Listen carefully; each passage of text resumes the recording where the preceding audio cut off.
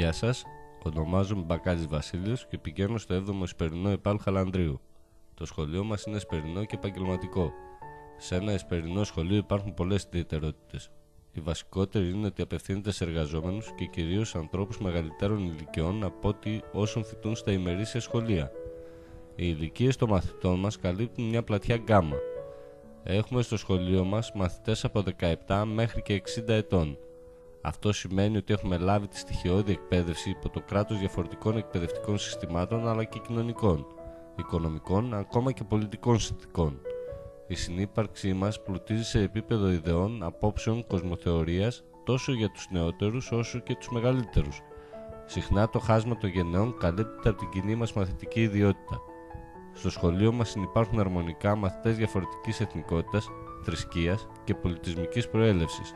Έλληνες και μετανάστες που συνεργαζόμαστε αλληλέγγυοι χωρίς προβλήματα και δημιουργούμε ισχυρούς φιλικούς δεσμούς.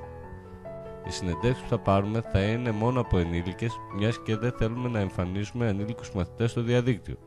Όμως μαζί μας υπάρχουν και ανήλικοι μαθητές οι οποίοι δουλεύουν για βιοποριστικούς λόγους, μερικοί από τους οποίους μάλιστα συντηρούν την οικογένειά τους, καθώς είναι οι μόνοι που μπόρεσαν να βρουν κάποια εργασία. Εκείνο που θα παρατηρήσετε είναι η αξιοπρέπεια όλων όσων έδωσαν συνέντευξη. Καλησπέρα. Καλησπέρα. Τι γίνεσαι? Μια χαρά. Ο Βασίλης, το όνομά σου? Δημήτρης Παπαδέας. Δημήτρη, σε ποια τάξη πηγαίνεις? Δευτέρα. Τμήμα Ηλεκτρολόγων. ηλεκτρολόγων. Δημήτρη, πώς αποφάσισες να γραφτείς στο νυχτερινό ΕΠΑΛ? Ότι δεν κάναμε μικρή, λέμε να το κάνουμε μεγάλη. Είδαμε και είδαμε ότι χωρίς χαρτιά, χωρίς πτυχία δεν κάνεις τίποτα. Μια ζωή θα είσαι εργάτης, μπορεί να ξέρεις τη δουλειά, αλλά αν δεν πιστοποιείς τη δουλειά σου με χαρτιά, δεν κάνεις τίποτα. Είχε σταματήσει το σχολείο πιο μικρός? Το είχα τελειώσει το γενικό λύκειο, αλλά το γενικό δεν σου δίνει κανένα εφόδιο. Μάλιστα. Είναι για εργάτης. Μάλιστα. Δεν κάνεις τίποτα. Από ποια περιοχή έρχεσαι, Δημήτρη? Αγία Παρασκευή. Από Αγία Παρασκευή. Θα ήθελα να μου πεις λιγάκι ποιες είναι οι δυσκολίες που αντιμετωπίζεις για να παρακολουθείς τα μαθήματά σου. Εγώ επειδή είμαι παντρεμένος και έχω παιδάκια, κόβω λίγο χρόνο από την οικογένεια. Βέβαια δεν είναι και κακό αυτό, έτσι. Λίγο η μουρμούρα της γυναίκας, λίγο η φασαρία των παιδιών εδώ είναι καλύτερα. Είναι μια απασχόληση, αντί να πας για καφέ, έρχεσαι εδώ και είναι δημιουργικό, μαθαίνεις, παίρνεις και το χαρτάκι σου. Μάλιστα.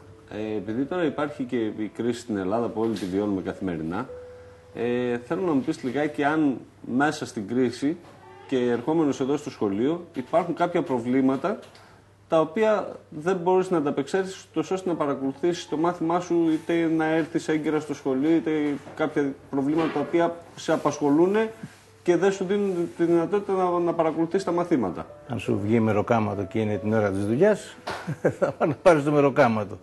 Αν δεν έχεις βενζίνη, ας πούμε, στο αυτοκίνητο, στο μηχανάκι να έρθεις, αν βρέχει, ξέρω εγώ, και έχεις μόνο το μηχανάκι βενζίνη, δεν θα έρθει. Δηλαδή έχει τις δυσκολίες του, αλλά Μάλιστα. προσπαθείς όσο γίνεται, για το καλό σου είναι. Αυτό έρχεσαι, είναι υπέρ σου. Ναι. Επειδή εδώ στο νυχτερινό ΕΠΑΛ παίρνεις και πτυχίο και απολυτήριο. Και απολυτήριο, ναι. Θα ήθελα να μου πεις λιγάκι, εσένα στη μετέπειτα πορεία σου, σε τι θα σου χρησιμεύε να πάρεις δύο πράγματα μαζί. Δύο εφόδια δηλαδή. Εγώ το είχα πάρει το απολυτήριο Ναι. και δεν μου χρησιμεύσε. Εγώ πήγαινα στους διαγωνισμούς του Δημοσίου με απολυτήριο Γενικού Λυκείου με 4 παιδιά και ήμουνα στον πρώτο επικουρικό πίνακα. Έπρεπε να έχω χαρτί, για οδηγός που πήγαινα, χαρτί μηχανολόγο οχημάτων. Το οποίο το τελείωσα πέρσι. Έκανα 3 χρόνια. Γιατί ερχόταν ένα οποιοδήποτε που είχε το πτυχίο και μου πήρε τη θέση. Δεν μετράγαν τα παιδιά. Και ήρθα εδώ πέρα. Με το που τελείωσα, κάνω τώρα συμβάσεις πιο άνετα. Ναι. Ηλεκτρολόγος το κάνω για το κέφι μου και επειδή δούλευα σε ηλεκτρολόγος παλιά και επειδή θα δουλεύουμε μέχρι τα 70 μας τώρα για να πάρουμε σύνταξη, τώρα εγώ είμαι 43, έχουμε μέλλον μπροστά μας. Είναι σαν να ξεκινάμε. Μάλιστα. Από την αρχή. Μου είπες ότι είσαι πολύτεκνος. Ναι, τώρα περιμένω το 5ο. Το 5ο. Ναι. Καλή λευτεριά. Να είσαι καλά. Τα παιδιά σου στέκονται εμπόδιο ούτως ώστε να παρακολουθείς τα μαθήματα του σχολείου, την δραστηριότητα του Το σχολείο μας εδώ είναι πολύ καλό, οι καθηγητές και το σύστημα είναι πάρα πολύ καλό. Όταν εδώ έρχεσαι και είσαι εδώ, προσέχεις. Εντάξει, στην ηλικία μας τώρα δεν είμαστε να παίζουμε. Έρχεσαι εδώ, προσέχεις, κάνει το μαθημά σου εδώ και οι γνώσεις που παίρνεις εδώ είναι τόσο καλές που στο σπίτι δεν θες πολύ χρόνο δηλαδή. Μάλιστα. Τα έχεις κάνει όλα εδώ. Ευχαριστούμε πάρα πολύ, Δημήτρη. Και ό,τι καλύτερο και καλή ελευθεριά. Να είσαι καλά, ευχαριστώ. Ευχαριστούμε. Μια χαρά. Το μεγαλύτερο πρόβλημα που παρουσιάζεται στα νυχτερινά σχολεία είναι η μαθητική διαρροή. Πολλοί συμμαθητές μου σταμάτησαν είτε γιατί η δουλειά που βρήκαν ήταν απογευματινή, είτε γιατί με το που μαθεύτηκε στη δουλειά τους ότι πάνε σχολείο, όχι μόνο δεν διευκολύθηκαν, αλλά τους βάλαν περισσότερες απογευματινές βάρδιες, είτε γιατί δημιουργήθηκαν δύσκολες οικογενειακές καταστάσεις ενώ κάποιοι δεν άντεξαν το εξαντλητικό πρόγραμμα της καθημερινότητάς τους. Η επαγγελματική και η οικονομική κατάσταση των συμμαθητών μου ποικίλουν. Υπάρχουν μαθητές με σοβαρά οικονομικά και οικογενειακά προβλήματα, κάποιοι που λόγω της κρίσης έχουν βρεθεί ξαφνικά άνεργοι και αναζητούν εναγωνίως έναν τρόπο να επιβιώσουν τίμια, αλλά και μαθητές που είναι επιτυχημένοι επαγγελματίες στον χώρο τους. Καλησπέρα. Καλησπέρα. Τι κάνεις? Μια χαρά. Είμαι ο Βασίλης. Το όνομά σου? Σταματία Τσουμέα με λένε. Σταματία, σε ποια τάξη πηγαίνεις? Είμαι στη Β' πληροφορική. Σταματία, πώς αποφάσισες να γραφτείς στο νυχτερινό ΕΠΑΛ?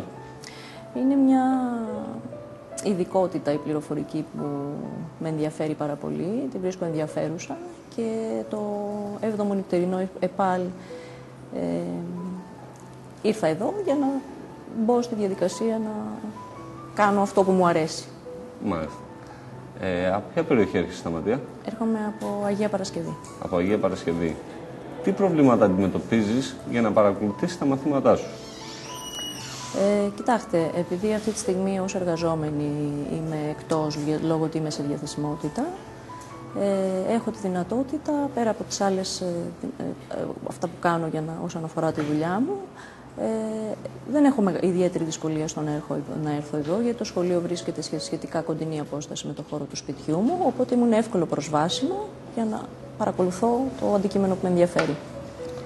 Επειδή ξέρω ότι αυτή τη στιγμή η Ελλάδα έχει μια κρίση αρκετά σοβαρή, κατά πόσος έχει επηρεάσει εσένα το όλο γεγονός της κρίσης στην Ελλάδα σε σχέση με αυτό που θες να ακολουθήσεις, δηλαδή το όνειρό σου ουσιαστικά, σε σχέση με το σχολείο? Εντάξει, όσον αφορά την κρίση, έχει επηρεάσει όλους μας. Όσον αφορά το σχολείο, νομίζω ότι δίνει δυνατότητες και ευκαιρίες σε κάποιον που θέλει να ασχοληθεί με το αντικείμενο που του αρέσει, ώστε να το πραγματοποιήσει σαν όνειρο ή σαν στόχο.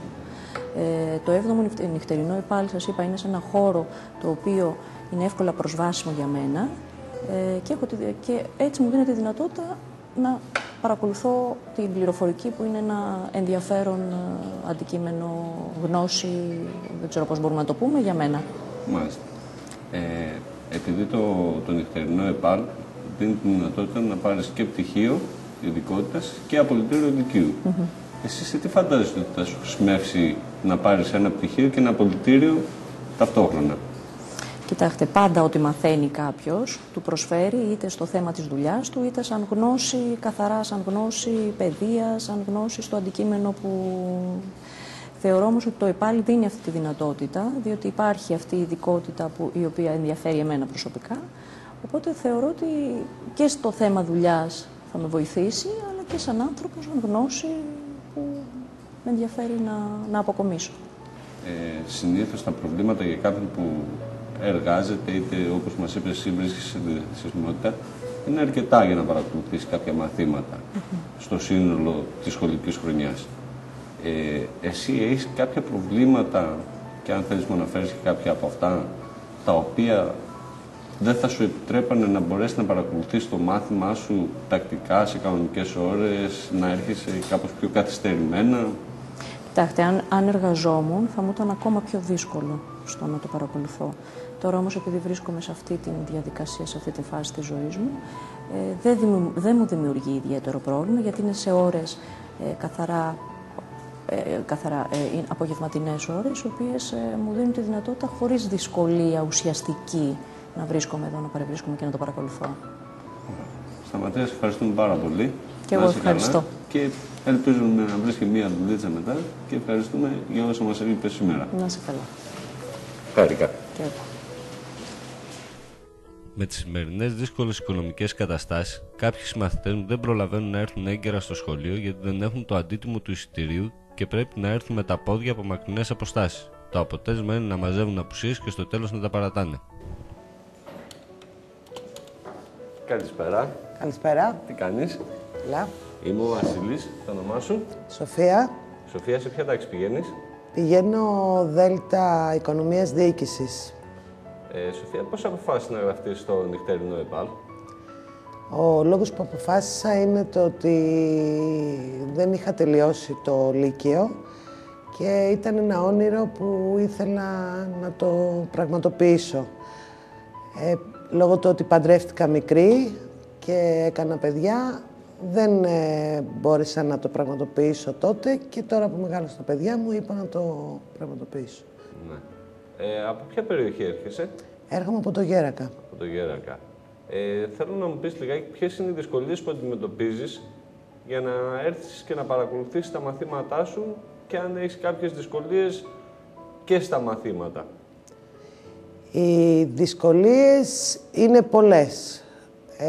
Λόγω της καθημερινότητας εργάζομαι το πρωί, οι ασχολίες του σπιτιού και σύν το ότι έχουμε το σχολείο, αντιμετωπίζουμε προβλήματα ως προς το διάβασμα, ως προς τη μετάβαση στο να έρθουμε στη διαδρομή. Από εκεί και πέρα με καλή θέληση προσπαθούμε και το αντιμετωπίζουμε. Σοφία, από το Γέρακα είναι λιγάκι μακριά να έρθεις στο Χαλάνδρι. Πώς επέλεξες να έρθεις στο Χαλάνδρι και δεν πήγες σε κάποιο άλλο σχολείο εκεί στην περιοχή που μένεις? Αποφάσισα να έρθω στο Χαλάνδρι γιατί είναι το πιο κοντινό σχολείο στην περιοχή μου. Η διαδρομή είναι κάπως δύσκολη ως προς την κυκλοφορία και στο δρόμο, αλλά λόγω των καθηγητών, το ότι μας έχουν προσεγγίσει επειδή εργαζόμαστε και μας έχουν βοηθήσει, γι' αυτό το λόγο και συνεχίζω μέχρι και τώρα. Μάλιστα. Σοφία, σε τι φαντάζεσαι ότι θα σου ωφελήσει το πτυχίο και το απολυτήριο λυκείου που θα πάρεις από το νυχτερινό ΕΠΑΛ? Το ΕΠΑΛ σου δίνει τη δυνατότητα να πάρεις ένα συν, το οποίο είναι το πτυχίο, εκτός από το απολυτήριο. Εγώ ήθελα να πάω στο ενιαίο, αλλά αποφάσισα τελικά να έρθω στο ΕΠΑΛ, επειδή θα μου δώσει άλλο ένα συν, που θα είναι το πτυχίο της ειδικότητας που παίρνω. Από εκεί και πέρα θα με βοηθήσει, γιατί ήδη εργάζομαι στον δημόσιο τομέα, στην τοπική αυτοδιοίκηση, με αποτέλεσμα, φεύγοντας από εδώ με ένα πτυχίο και με ένα απολυτήριο, θα έχω κάποια αναβάθμιση στο χώρο εργασίας μου. Σοφία, ευχαριστούμε πάρα πολύ. Και εγώ ευχαριστώ. Σου ευχόμαστε ό,τι καλύτερο. Ευχαριστώ πολύ.